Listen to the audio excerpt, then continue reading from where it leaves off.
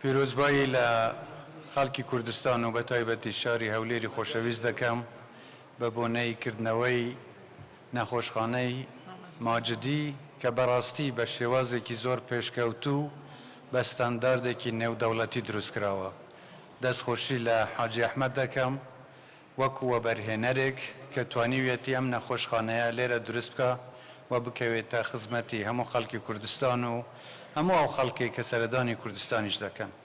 وەکو هەرجار هیوادارم کە کەس ناچار نەبێت بێتە نەخۆشخانە، بەڵام ئەگەر کەسێک پێویستی پێی بوو بە دڵنیاییەوە ئێستا نەخۆشخانە ئەم نەخۆشخانەیە لە ئاستێکی وا پێشکەوتوو بە شێوازێکی زۆر ڕێکوپێک دروست کراوە کە دەتوانێت وەڵام دەرەوەی پێدەویستیەکانی خەڵکی کوردستان بێت. جارێکی تر دەستخۆشی لە حاجی ئەحمەد دەکەم، هیوادارم هەموو وەبەرهێنەرانی کوردستان بەردەوام بن لە وەبەرهێنان لە کوردستان و بۆ پێشخستنی هەرێمی کوردستان، هەر یەکێک لە کەرتێک و هەر یەکێک لە بابەتە تایبەتەکانی کە خۆیان تێدا کاری تێدا دەکەن.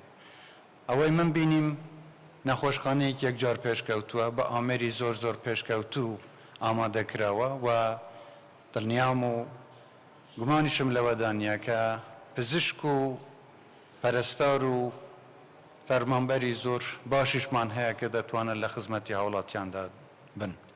جارێکی تر پیرۆزبایی لە هەموو لایەک دەکەم. هەربەم بۆ نێوە دەمەوێ ئاماژە بە دووسێ بابەتی گرنگیش بدەم کە پێم وایە هەمووتان ئاگادارم. یەکێکیان ئەو گرژی و شەڕ و ئاڵۆزیەیە کە ناوچەکەی گرتوتەوە. جێی داخە کە ناوچەکەمان بەم شێوازە دووچاری ئەم نەهامەتە بووەتەوە و لە هەمووشی ناخۆشتر ئەمەیە کە لەم چەند ڕۆژەی ڕابردوو هەندێک لایەنی لە یاسا دەرچوو تێرۆریست هەولێریشیان کردوتە ئامانجی خۆیان.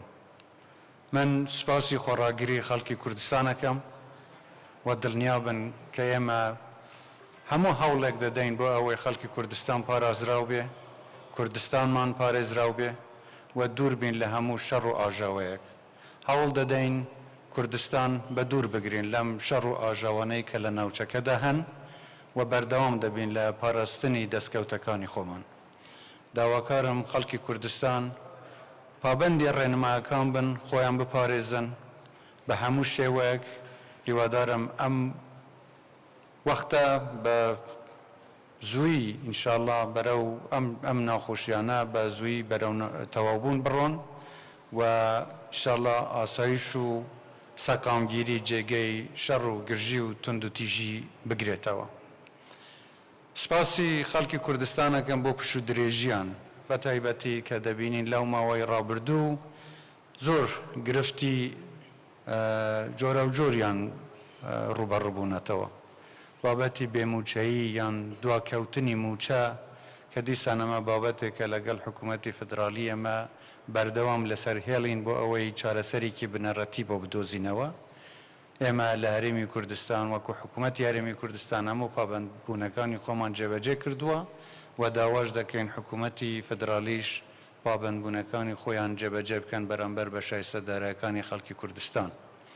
لە لایەکی ترەوە ئێمە هەوڵێکی جدیماندا بۆ ئەوەی لە پرۆژەی ڕۆناکی کارەبای 24 کاتژمێری بۆ هەموو کوردستاندا دابین بکەین کە لەم ساڵەدا بەڵێنی ئەوەماندا بوو و لەسەر بەڵێنی خۆمانین کە کارەبای 24 کاتژمێری هەموو شار و شارۆچکە و گوند و دێهاتەکانی کوردستانیش بگرێتەوە. ئەو بەڵێنەمان بەردەوامە و ئینشاڵڵا جێبەجێشی دەکەین. بەڵام دوای ئەم شەڕ و ئاڵۆزیانەی کە دروست بووە و دوای ئەو پەلەمارانەی کە کراونەتە سەر کەلگەکانی نەوت و غاز، هەندێک لە کۆمپانیەکان بۆ خۆپارێزی بەرهەمەکانی خۆیان کەم کردوتەوە کە بووەتە هۆکاری کەمبوونەوەی بەرهەمێنانی کارەبا. ئەمەش شتێکی کاتیە.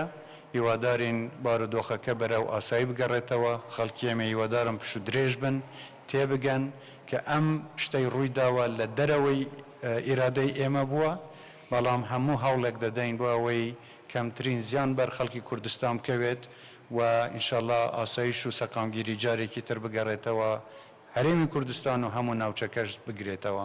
داوا لە حکوومەتی فدرال دەکەین کە ڕێگە بەم تێروریستە لە ئەسە دەرچوانە نەدەن چیتر پەلەماری کوردستان بدەن، چونکە ئێمەش ناتوانین تا سەر بێدەنگ بین. جارێکی تر دەستخۆشی و پیرۆزبایی لە حاجی ئەحمەد و لە خەڵکی کوردستان و شاری هەولێر دەکەم، دەستخۆشی لە پزیشکەکان دەکەم، لە فەرمانبەران دەکەم و ئەم کارە ناوازەیی کە لێرە کردویانە هەر سەرکەوتوو بن، پیرۆزە لە هەمووتان، کوردستانمان ئینشاءالله هەر پارێزراوە ئەوەدام بێت.